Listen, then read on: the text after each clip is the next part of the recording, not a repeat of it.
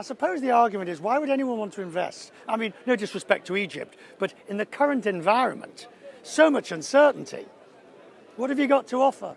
Uncertainty for sure, and that's now global. But what's very important on our side is that our macroeconomic framework today is more predictable.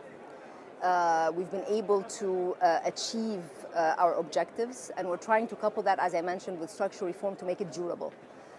Can we control all the shocks around? No, but we do provide a very good hub for exports to Europe, a very good regional story as well. When you talk about manufacturing, what are your strengths? Many of the products that go into final products such as cement, iron, plastics, fruits, vegetables, processed food, many others. I suppose that if you're doing long-term macroeconomic planning, you want to go up the food chain, don't you? Absolutely. That is the goal here. Yes, as we're moving forward, we want to move from the non-tradable sectors to more tradables, which are across the high value chain. Let's talk about the outlook, the projections that you've got. Now, this is obviously all things being equal. All things being equal, 4% by June, which would be this fiscal year, and then as we move for next year, close to 4.5. And this is, again, notwithstanding the headwinds that might come from the protectionism tensions which we're hearing globally.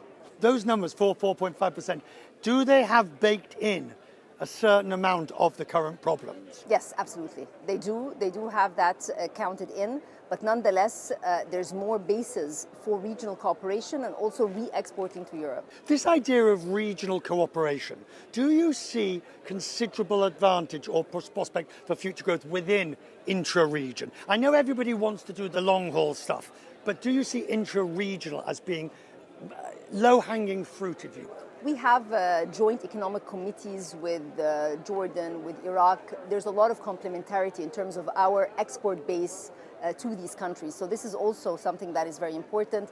Being able to do the transmission of electricity from Egypt to Saudi, from Saudi to the rest of the Gulf is important. Also the cables for the internet through Egypt, through the Red Sea is important. What's happening on the petroleum sector and gas is quite significant. And again, the outlook is one that is based on private-led economic growth, one that is more diversified, and we're trying to do our best to ensure macroeconomic stability continues, coupled with structural reforms which open up our potential.